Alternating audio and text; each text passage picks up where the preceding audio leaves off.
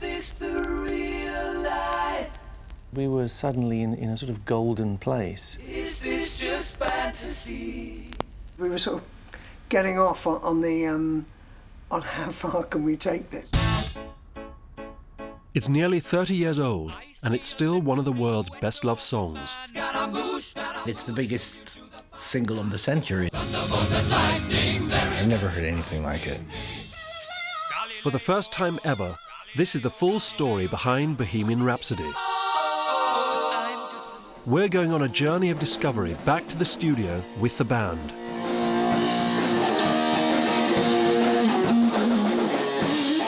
The man who put it together is going to take it apart. I've lost it. Okay, I've lost another Galileo. We're going to find out how they made that video. And you get this feedback that trails across. Oh, mamma mia, mamma mia. Mamma mia, let me go. And we'll be asking some of the greatest literary minds in the country what the song is all about. And then Beelzebub does seem to make some sense. Yeah.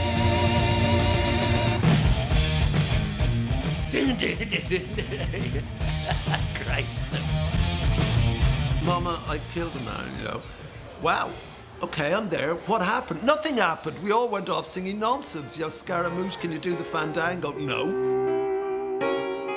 Because it hurts me now when I hear the song. It hurts.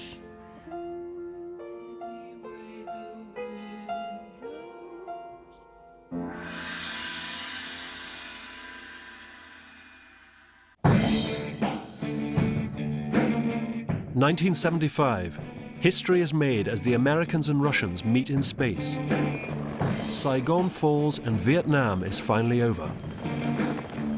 At home, unemployment hits the 1 million mark as Margaret Thatcher becomes the first woman to lead the Tory party. Jaws is a box office smash, and Queen release the single that will catapult them to stardom and provide inspiration for a new generation of rockers.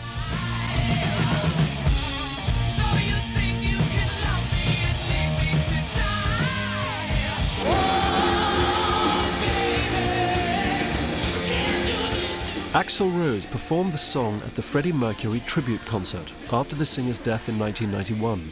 He was joined by a host of stars who'd grown up listening to Queen. 1975, I was working in a factory in Sheffield and daydreaming about wanting to be in a band that could produce material of the quality of Bohemian Rhapsody.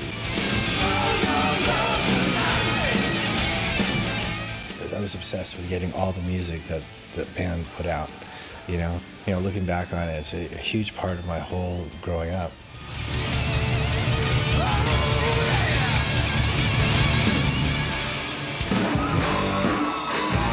Even the band of the moment owe a huge debt to Queen. Bohemian Rhapsody is the holy grail. There's only that, there's nothing else anywhere near it. But if you ask anybody, honestly, do you like Bohemian Rhapsody? If they say no, they are lying. The release of Bohemian Rhapsody defied all logic. It was a song that broke all the rules. For a start, it was 6 minutes long. And it had an opera section. I see a little silhouette of a man. Scaramouche, Scaramouche, will you do the fan? Nothing like it had been heard before, and there's been nothing like it since. But people loved it. It went to #1 and stayed there for 9 weeks. But Queen weren't a new band. It had taken them almost 5 years to get there. The year before, they'd had their first success with 7 Seas of Rhye. Long lost from the BBC archive, this Top of the Pops performance was videoed by a fan. Freddie's distinctive style was taking shape even then. They always were different to everybody else that was around at the time. They always projected this image of being the big, huge rock stars, even when they hadn't got 2 halfpennies to rub together. Queen even turned to women's fashion designer Zandra Rhodes. I was well known as doing theatrically type women's outfits, And I think it showed quite an extraordinary sense of thought that they came to me.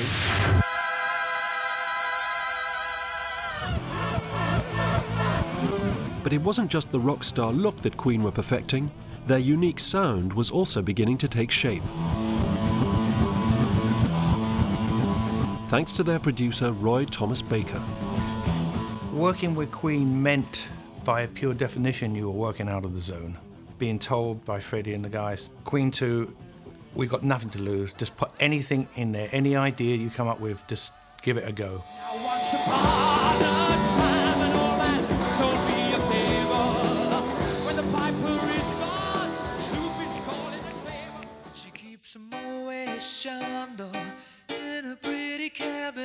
Queen camped it up even more for their third single, Killer Queen, which went to number 2 in 1974.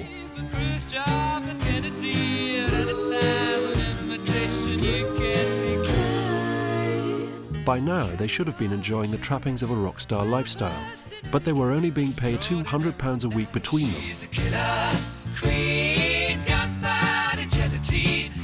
Freddie was making demands, various things he wanted, and we explained to him at length that money wasn't there yet. It would be there. We could see it coming. If the sales were like they were reported to be, it would flow. But no matter how much Freddie stamped his feet, there was no money. So Queen turned to Elton John's manager, John Reid. There was a kind of stalemate between them and the Sheffield brothers.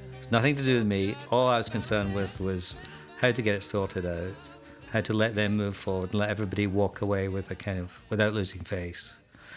So that's what I did.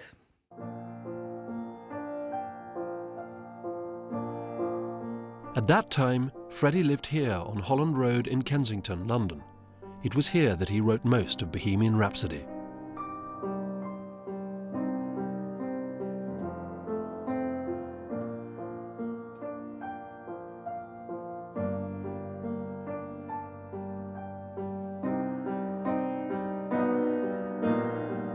Freddie invited me around to his flat in Holland Road. And I went round there, and when I went in, the thing that struck me first was that Freddie was listening to the Liza Minnelli Cabaret soundtrack, which at that time, I thought, well, this rock group and this music didn't kind of fit. And he showed me the flat, and in the bedroom there was an upright piano with candle arms on it, which was his headboard. And he said that sometimes during the night he would think of something musical and flip it back and play it. He was double jointed and his hands could bend back completely. And I think that's where some of the passages from Bohemian Rhapsody started, playing it backwards.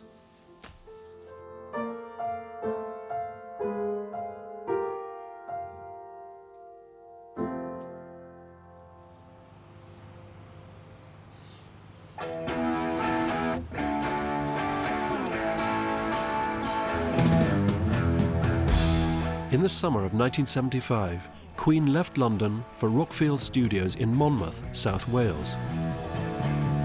30 years later, they're back. It's the first time they visited since they recorded Bohemian Rhapsody. You know, I think there was a lot of stress. We were very worried about the management situation. We're away from home, we're away from our kids and our families, you know, even though we had young children. It's not ideal. We just signed up with John Reid, who was Elton's manager, and John had said, OK, boys, I'll take care of the business, you just make the best album you've ever made. So there was that feeling. It was like, we have to go in here and kill.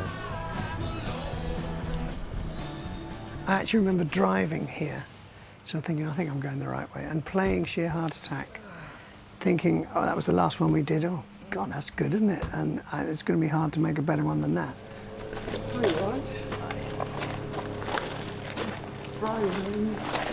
Welcome back to Rockford after all these years. Thank you. Nice to be here. Feel like a walk down memory lane for you both.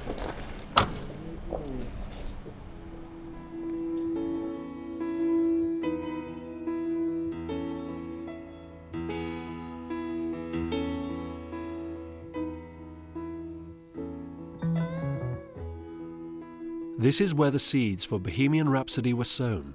Queen spent 2 weeks here recording backing tracks for what was to become the most expensive record ever made, A Night at the Opera.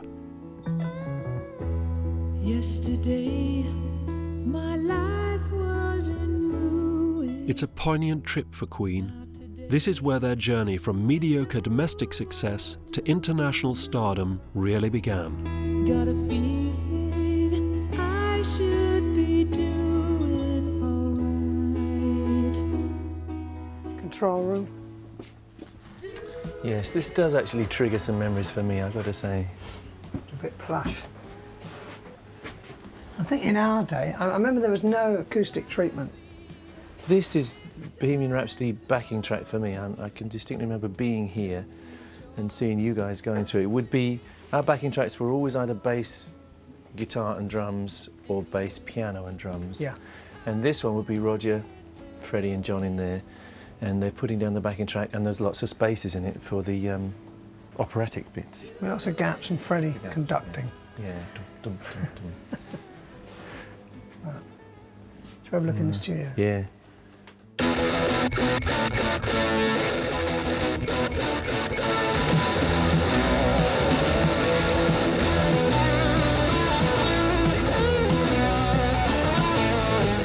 Here, for the very first time, you can hear Freddie Mercury rehearsing the piano parts for what producer Roy Thomas Baker calls Fred's Thing. These outtakes from the original recording sessions at Rockfield have never been heard before. Take one of Mark II version of Fred's Thing.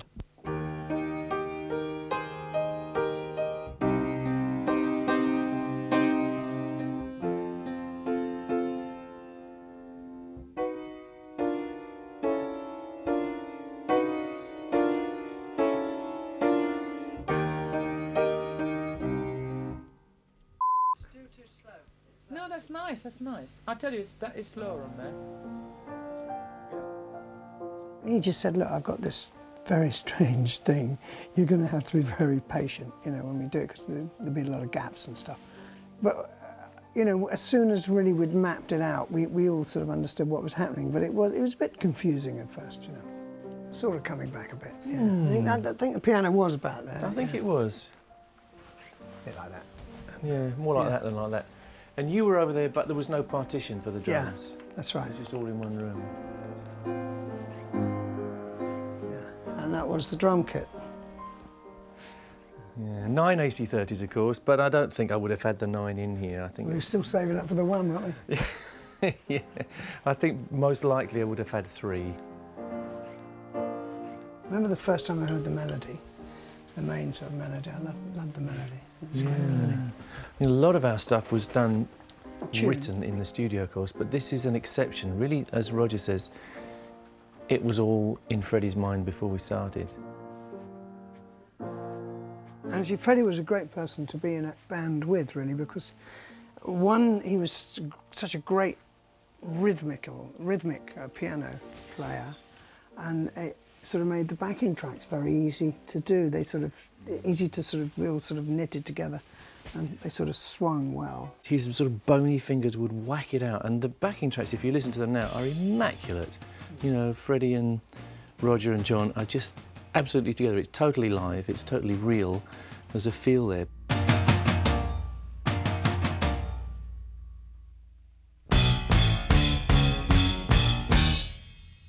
As soon as you hit an E-flat chord on here, you think of Freddie. I do, anyway.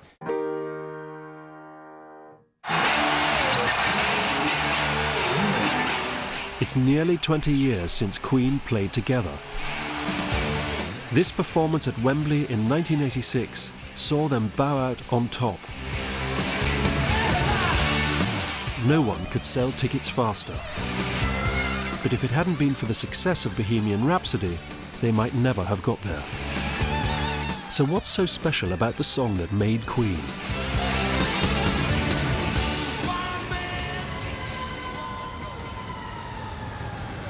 To find out, we have to speak to the man who put it all together.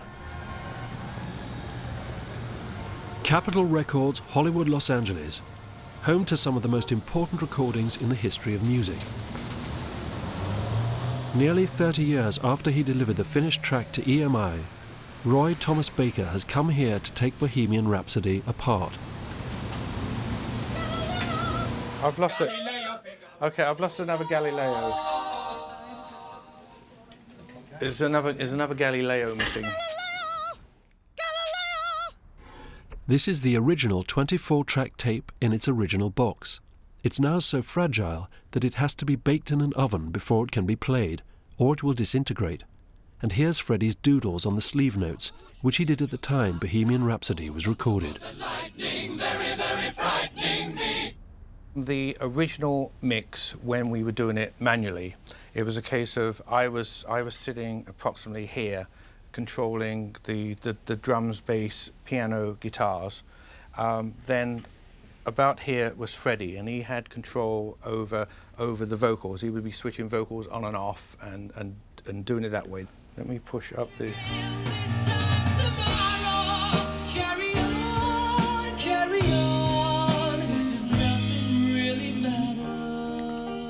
So this is the piano. This is the piano solo. This was actually done live by Freddie as we were doing the track. So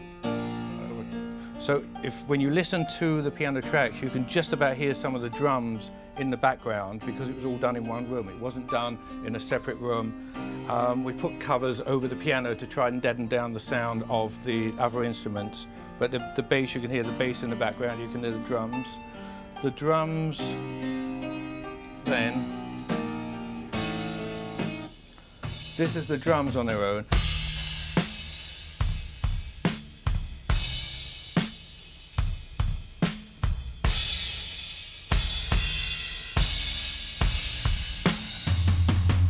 Okay, now we're...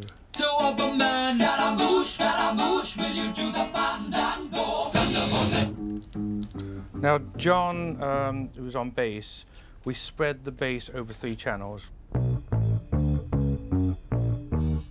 we had the drums and bass together and piano.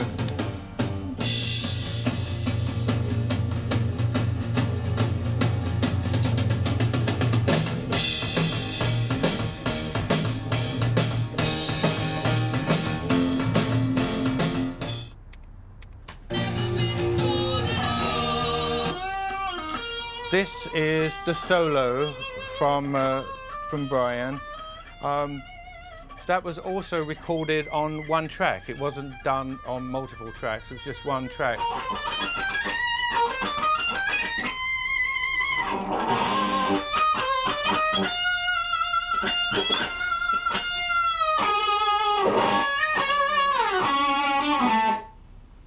I wanted to make a little tune that would be a sort of counterpart to the main melody. I didn't want to just play the melody. It could all have been so different, couldn't it? So I can remember singing it to Freddie and him going, oh yeah, that would be good. And I think certainly my best stuff is born that way. It's much better for me to hear it in my head and then try and play it than sit down with the guitar and sort of let the fingers do it. The fingers tend to be a little predictable unless they're being led by the brain.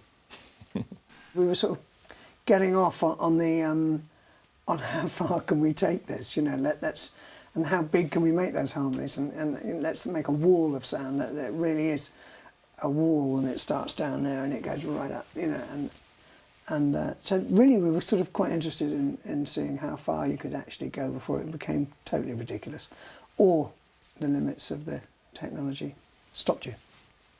Okay, this is the little Galileo section, which is between high vocal from Roger and low from Freddie. So this is Roger's track first. Galileo! Galileo! Galileo Figaro! We used to joke about the pliers under the frock, you know. We were lucky. We had a very good chemistry when it came to vocals, and I mean, Brian could get down quite low. Fred had this incredibly powerful voice through the middle, and I was very good on all the high stuff. So we all sang every part.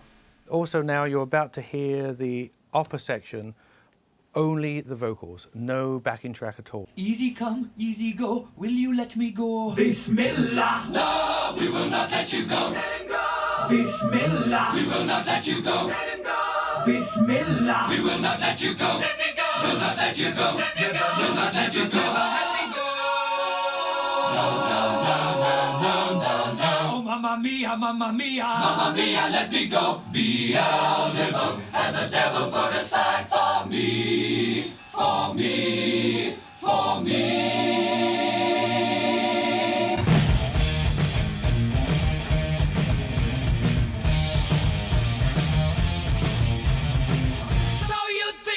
Stone me and spit in my eye. So you think you can love me and leave me to die? Oh, baby, can't do this to me, baby. Just gotta get out, just gotta get right out of here.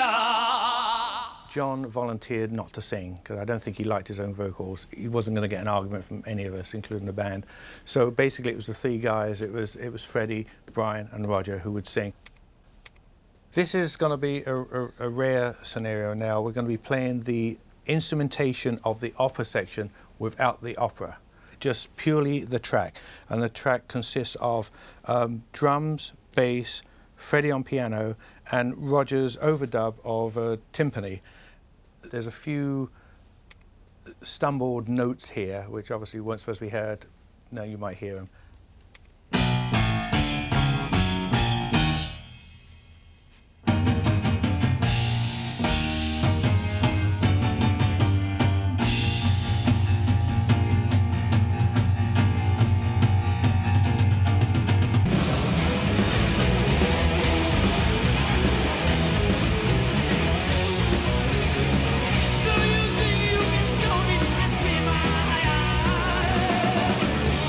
The thing about Freddie was, it was far more organised than he lets on. He'd have little scraps of paper everywhere with little things and little Galileos here. So it was all written down on, you know, just on paper and pencil. It seemed like it was a bit haphazard, but it wasn't.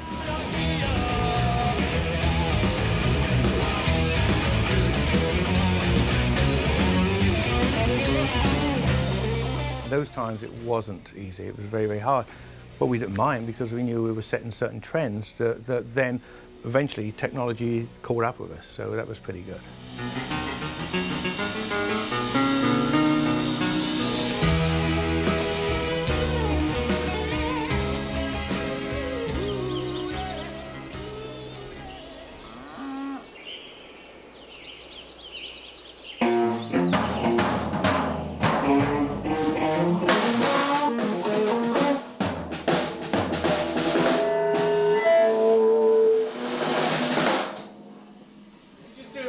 Four hours into their visit to Rockfield, and Brian and Roger can't resist striking up in the studio.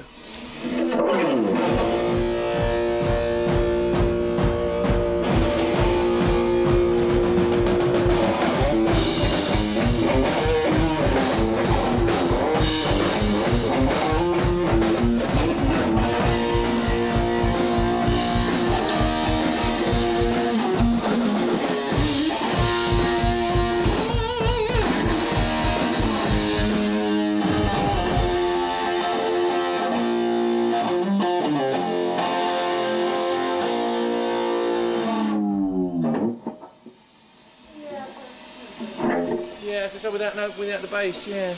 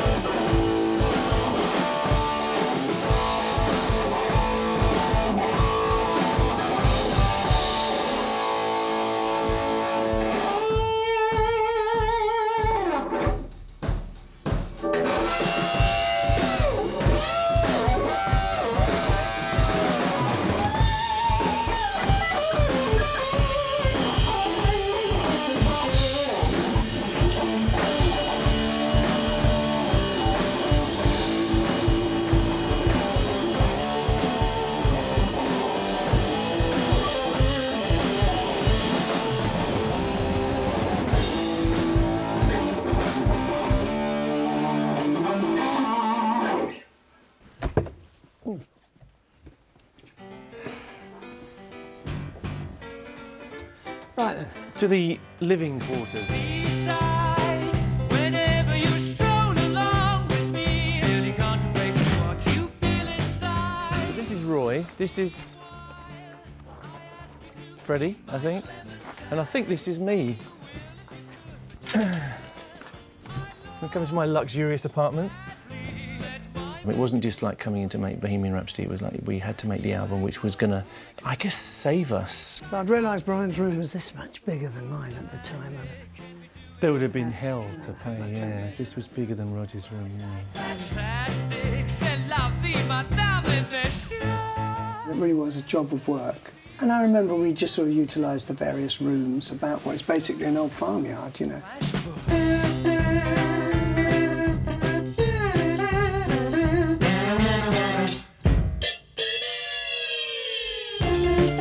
This is definitely not on a par with Brian's.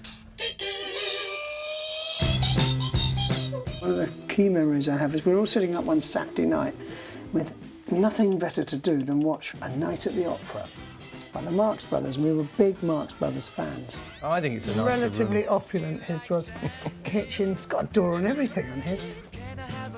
We'd been sort of thinking of things to call the album, etc., etc. And then suddenly there it was there right in front of us, A Night at the Opera. As a matter of fact, so très charmant, my dear. Underneath the moonlight, together. In a rather sad state. This is the desk, actually, Bohemian Rhapsody, and the rest of A Night at the Opera was recorded on, missing its guts, some of which are still in use in the studio. I still enjoy hearing A Night at the Opera as an album all the way through, because that's the way it was designed. And Bohemian Rhapsody is the jewel in that crown, if you like. It is before the darkness were even born. Give us a kiss. After 2 weeks, Queen left Rockfield and went to London, where they finished Bohemian Rhapsody and the rest of the album. You know something special's going on.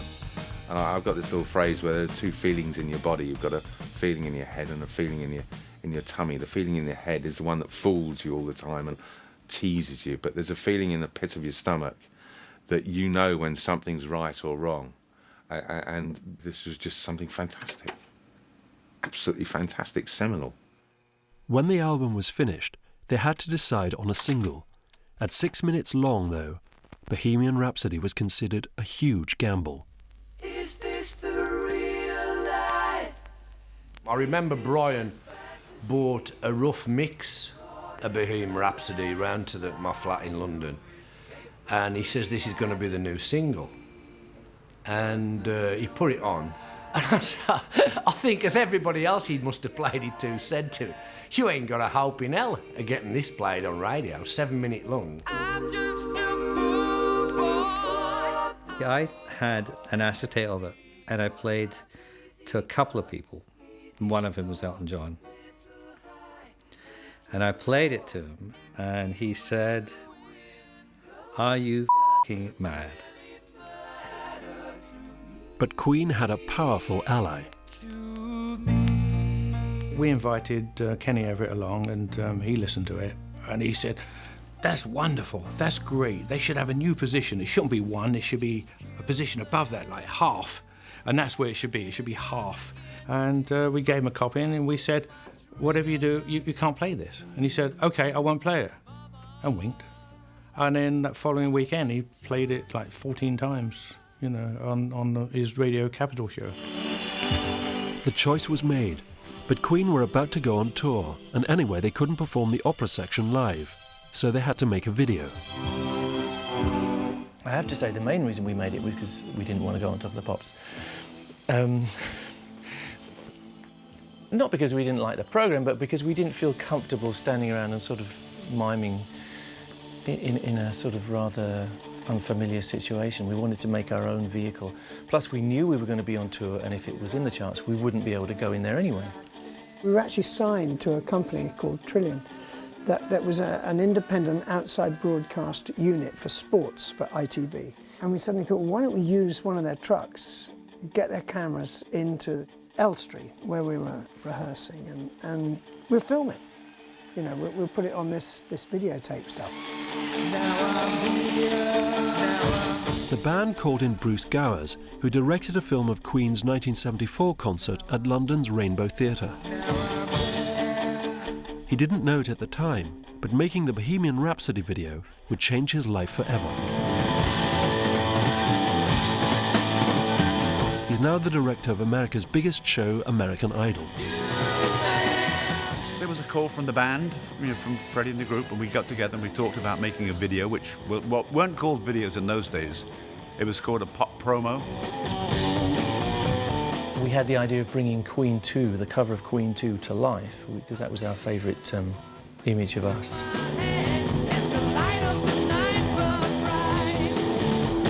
This cover shot was taken by the photographer Mick Rock 18 months before. He'd been inspired by a picture of the actress Marlene Dietrich, which he'd showed to Freddie. He loved it immediately. He then went and worked on the group, and okay, cool, Marlene Dietrich. Freddie wanted to be Marlene, and he was determined that that should go down. The whole band was always involved in the discussion and the end result, so it was a cooperative to that extent, but there was but one leader.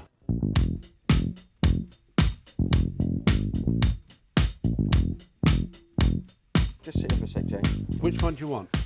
Well, try being Freddie for the moment. So how did they actually achieve the Bohemian Rhapsody look? There, whoop. That's good. How's that? Yeah. Just go down again. Okay, and up again. That's it. We tracked down the team who shot the video. Angle this towards me, please. Cameraman Barry Dodd and floor manager Jim McCutcheon were sent to Elstree Studios to shoot the video. They had no idea they were about to become part of pop music history. They'd been in there rehearsing their tour. And what a better place to rehearse a tour than in a film studio, which is the size of a hangar, soundproofed, where the roadies come in, build the stage, build the lighting rig, build the sound rig, but then they wanted to create a video of one of the numbers that they'd done. We'll get the boys in, shall we? Okay, yeah, great. Okay. They had a very, I think, very analytical approach to everything. They knew exactly where we were going with what we were doing. Take your positions, please. Stand by with the smoke. Here, using the Queen tribute band Gaga, Barry and Jim show us how they did it. I got to Elstree about 7 or so in the evening, and everything was lit, everything was organised, everything was ready to shoot, and we started shooting at about 7:15. Are we ready, Barry? I think so, James, yeah. Okay, yeah. Let's have a look at it. Lose the top lights, please. Back lights up. Let's have some smoke, please. And roll the track, please. In 5, 4, 3, 2, 1, music. Stand by, crossfade. Is this just fantasy?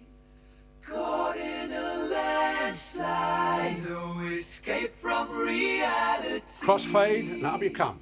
Open your eyes.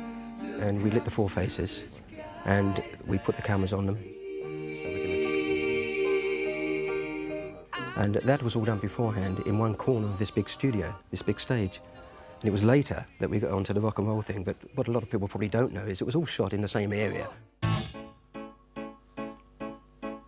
I see a little silhouette of a man. Scaramouche, will you do the fandango? Thunderbolt and lightning, very, very frightening me. Galileo, Figaro. What we did to get the echo effect on the Magnifico and them, we have a second camera looking at a monitor, and you get feedback, just the same as audio feedback. You get video feedback. And so the Vision Mixer just opens up the fader as he sings that line, and you get this feedback that trails across. In those days, the technology was good, but a lot of the effects we had to create ourselves. And we used a thing like this. This is similar to the one we use. It's a multi-facet lens. And we held this in front of the camera to achieve the multiple images that we see. Thunderbolt and lightning, very, very frightening me. And in those days, that was special effects, sort of laughable now. It was sort of make it up as you go along.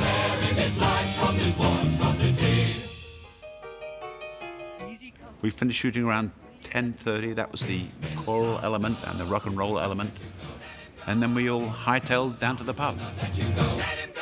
think when we came to edit, there was a rush to get it completed because we were trying to get it aired, I think, the week of shooting on Top of the Pops. So we cut it in maybe 4 hours, 5 hours, something like that. And as soon as it was done, it was shipped up to the Beat.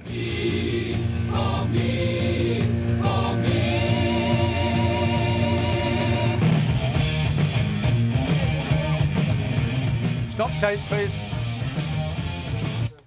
I remember distinctly seeing the first rough cut that Bruce brought to show us when we were on tour, sitting around this little telly watching, and we all laughed very heartily, saying, you know, it's really funny, it's really great, it's very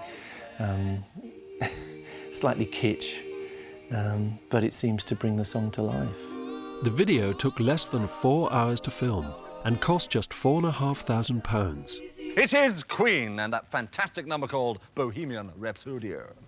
Is this the real life? Is this just fantasy? It aired on Top of the Pops for the first time in November '75. It was unforgettable, a seminal moment in music history. I remember the Queen, Bohemian Rhapsody Queen thing as being like a rarity. You know, something like, oh my God, stop everything. You know, it's a Queen video. I'm just a poor boy. I need no sympathy. I remember watching the video and thinking, oh my God, what is this? High, little low, any way the wind blows. It just shocked people and thought, wow, look at this, especially those multi-images when the big choir was singing and all that. Nobody had ever done anything like that before. I mean, it was just brilliant. The video turned Queen and Freddie Mercury into household names, much to the delight of their families. Well, it was completely a different thing for us to watch, you know, because in those days they used to perform live on Top of the Pops when this video came up, and everybody were excited about it, and the way he sang, especially his costumes. I remember when Freddie came to visit us for a few days and stayed over, and we thought we'd take him to York for the day. All we saw was a crowd of these school children coming faster and faster towards us, and in the end we had to run the opposite way. And then I realised, my God, he's being recognised by just everybody.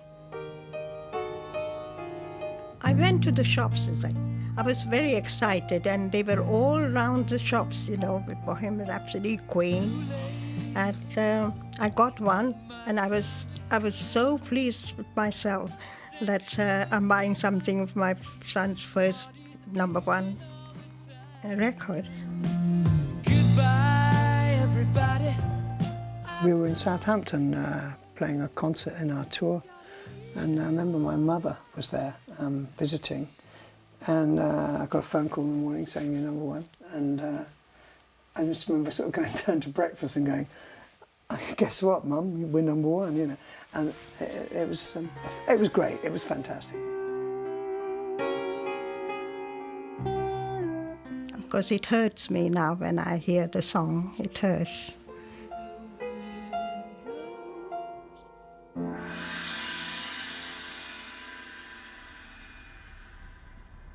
Bohemian Rhapsody went on to sell more than 2 million copies in the UK alone. It sold millions more all over the world. It's highly collectible. Get your hands on one of these, though, and you're sitting on a small fortune. Just like Queen's longest-serving roadie, Peter Hince. This is number 195, and yeah, the most collectible record in the world, apparently. Very valuable. What's it worth? I think it's about 2.5 to 3 grand. Given to me by my mate Fred. Thank you, Fred. And it'll probably buy me a hearing aid, which I'm sure, after listening to all that bloody noise for all those years, I'm going to need quite soon. So thank you very much. Some of the music press, however, didn't think Bohemian Rhapsody was worth a single penny. In Melody Maker, they decided the song had all the demented fury of the Balham Amateur Operatic Society performing the Pirates of Penzance. Lightning, very, very frightening me. Meanwhile, in America, the song only reached #9 in the charts. Most people there didn't know what to make of it. There's a sense with Bohemian Rhapsody, it's almost the quintessential example of the kind of thing that doesn't exactly go over well in America. Easy come, easy go. Will you let It may have captured the hearts of the record-buying public, but it had also captured their imagination. What on earth did it all mean? Is this the real life? Is this just fantasy? Caught in a landslide? No escape from reality. Open your eyes. Look up to the skies and see I'm just a poor boy. I need no sympathy because I'm easy come, easy go, little high, little low. Any way the wind blows, doesn't really matter to me. So does anybody know what the lyrics are about? We went to Oxford University to ask some of the most brilliant literary minds in the country. Right from the start it says, is this the real life? Is this just fantasy? And finding out what the fantasy is about and what it might mean is one of the problems in understanding the whole thing. The more you know about the personality of the person who wrote it, a man, I think, between cultures, between, if you like, selves, presiding over several kinds of selves, several kinds of sexual identities and proclivities and habits, and also, you know, Africa, India, London. It's like a story that no matter how many times you tell it to yourself, you think, what on earth is it about, kind of thing. It's strange, you can listen to it again. It is like a sweet lady woman because you can try and fathom it. Isn't it? But you'll never understand it. Yeah, you'll never understand it, and you never need to understand it because the bottom line is you love it. Mama, just killed a man. Put a gun against his head. Pulled my trigger. Now he's dead. Just killed a man? No, you haven't. Put a gun against his head? No, what you've done is taken a nice-sounding rhyme from a Beatles song, got up out of bed, dragged a comb across my head, and so on. That's what you're doing. You're inhabiting a world of, actually, in some ways, rather congenial. I did read somewhere that you were the only person that knew what the song was about and that you would carry that secret to the grave. I read that as well. Not true. I know what the song means. I don't think it's that, that difficult, I think it's fairly self-explanatory. There's just a bit of nonsense in the middle. Too late. My time has come. Send shivers down my spine. Body's aching all the time. Goodbye, everybody. I've got to go. Shivers, we've got aching, we've got all sorts of more or less sexual sensations going on, and indeed the structure of the lyrics trace a kind of sexual rhythm, I think, and it ends up post-coitally, not in some nihilistic position, but simply in a state of careless, indifferent, post-coital exhaustion. I see a little silhouette of a man. Scaramouche, Scaramouche, will you do the fandango? Thunderbolt and lightning, very, very frightening me. Galileo, Galileo, Galileo, Galileo, Galileo Figaro, Magnifico. But I'm just a poor boy and nobody loves me. Scaramouche, Scaramouche. Can you do the fandango? Brilliant words. I mean, who'd use Scaramouche in a pop song? Galileo, Renaissance scientist, astronomer. There's no reason for Galileo to be here. Figaro, the Marriage of Figaro, perhaps, Mozart, Magnifico. It's there because it sounds like Figaro, and Figaro's there because it sounds like Galileo. Mama, I killed a man, Wow. Okay, I'm there. What happened? Nothing happened. We all went off singing nonsense. Scaramouche, can you do the fandango? No, Easy come, easy go. Will you let me go? Bismillah.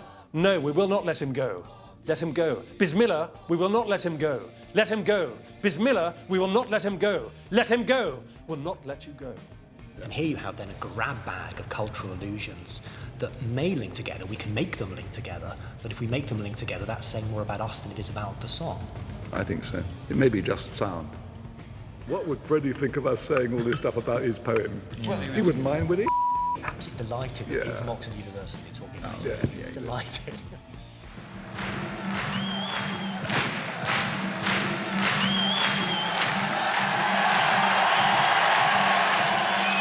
We're presenting the Night at the Opera. Ladies and gentlemen, this is Queen.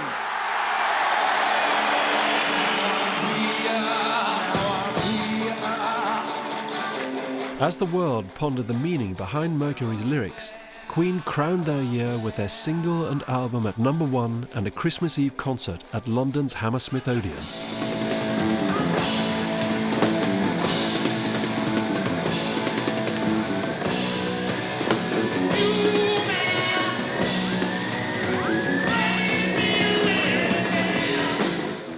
loved this band. I thought they were terrific. They were fantastic live. They were amazing live. They could really play, and they were dynamic, and they had fabulous energy on stage.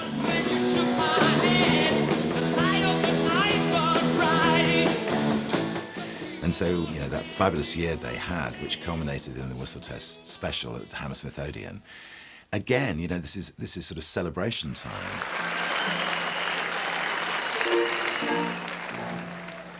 Now then, we're going to do a nice, tasty little medley for you. Just like the one we did the other day, yes. And we're going to start off with a little segment from a number called Bohemian Rhapsody.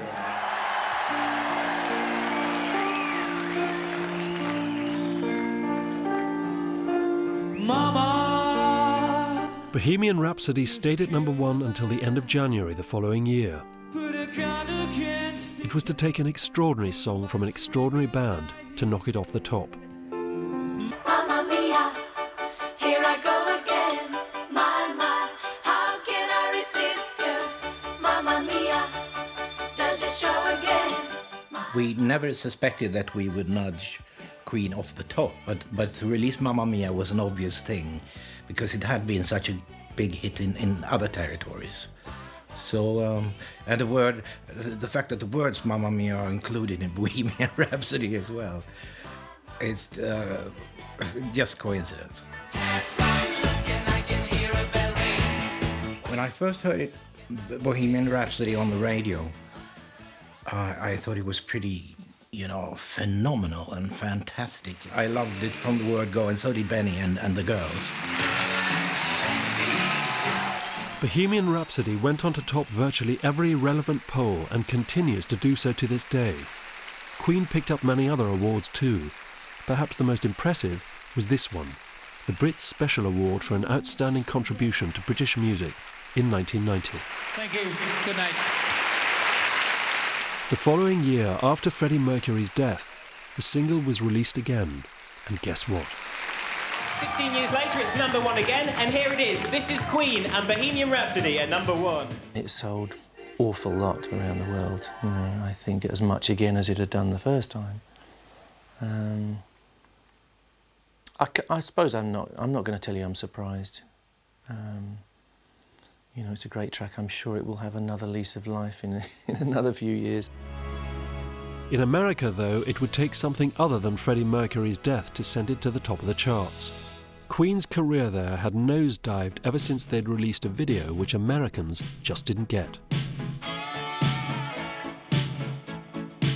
I remember Freddie saying, I suppose I'll have to die before we begin America again. America had resisted from the days of I Want to Break Free video where we dressed up in drag, which was unforgivable. I want to break free. I want to break free. But America's love affair with Queen was eventually rekindled, and Bohemian Rhapsody became a hit again thanks to Hollywood. Remember this?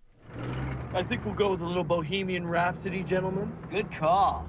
I think that scene in that movie masculinized that song.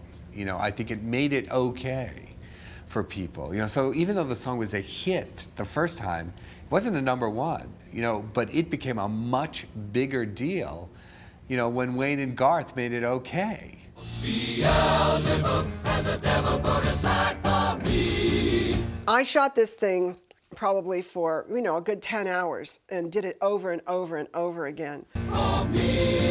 And all of the perfect energy came together at the perfect time. It's like we all got struck by lightning. Great stuff. Love it. I've been in that car, trust me. With a couple of mates of mine in Sheffield, I have so been there. That's classic. And then when the heavy bit kicks in and the heads start going up and down, I nearly wet my pants. Mike was asking for aspirin because his head was hurting so bad. It's great hearing your own tracks on the radio, you know, but if it happened, like we're in the Winnebago on tour or something, and it came on the radio, we would all be like sort of headbanging to it, you know, and just sort of enjoying the moment. So I guess Wayne's World were closer to the mark than even they realised.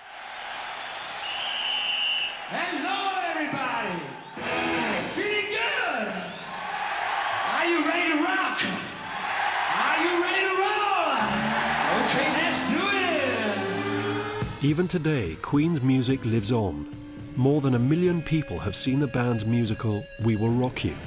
And the centrepiece of the show, the one that generations of Queen fans want to hear more than any other, why, do you really need to ask? Just killed I was 4 years old and it was my mum's favourite song and I thought it was brilliant. Put a gun against his head. Pulled my trigger, now he's dead.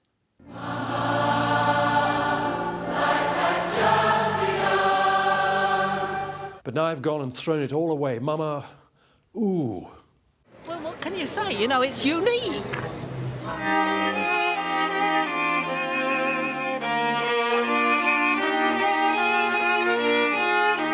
I think it probably was... We wondered when it was going to finish, didn't we? Yes.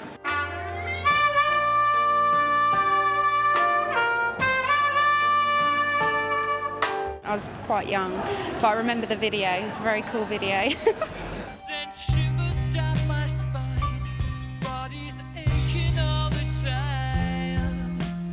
Goodbye, everybody.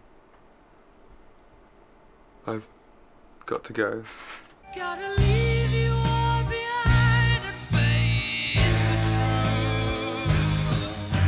truth. What I remember is Wayne's World and the two guys singing it in that, and I'll always remember that.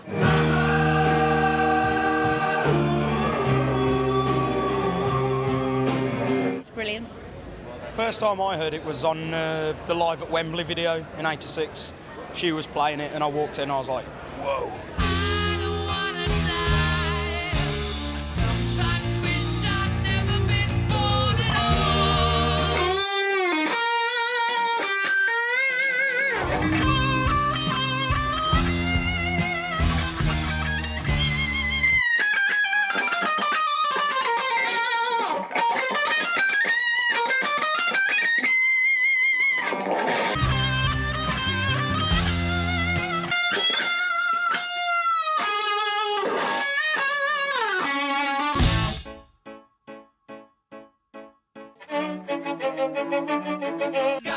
Scaramouche,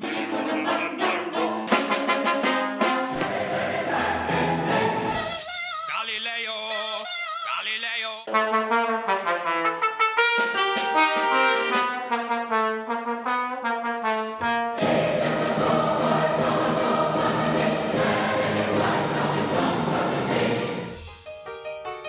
Easy come, easy go. Will you let me go? Bismillah, no, we will not let you go. Let him go. Bismillah, we will not let you go. Let him go. Bismillah, we will not let you go. Let me go. We'll not let you go. Let me go. We'll not let you go. Let me go. No, no, no, no, no, no, no. Oh, mamma mia, mamma mia. Mamma mia, let me go. Beelzebub has a devil put aside for me.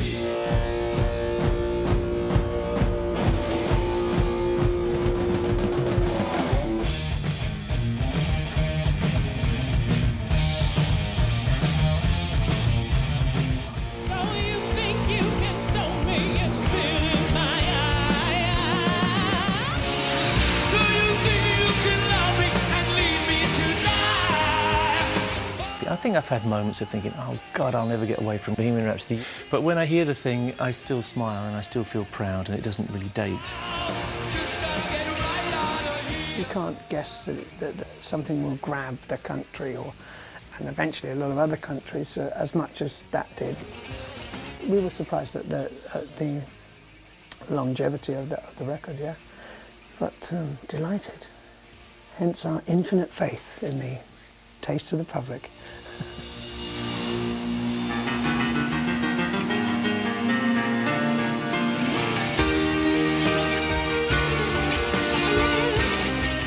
And that's it.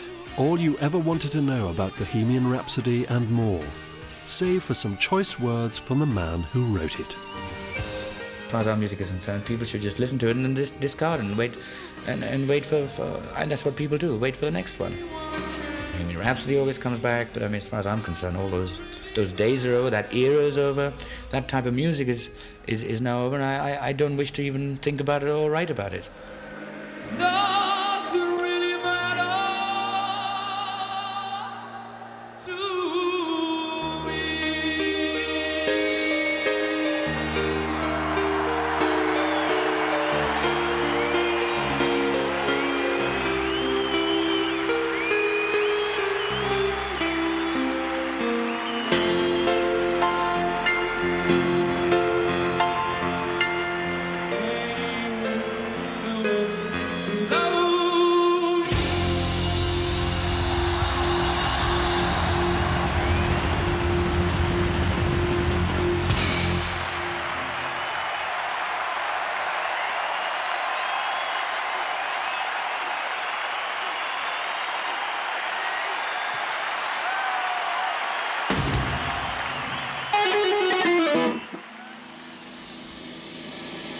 That's it. Don't know any more chords.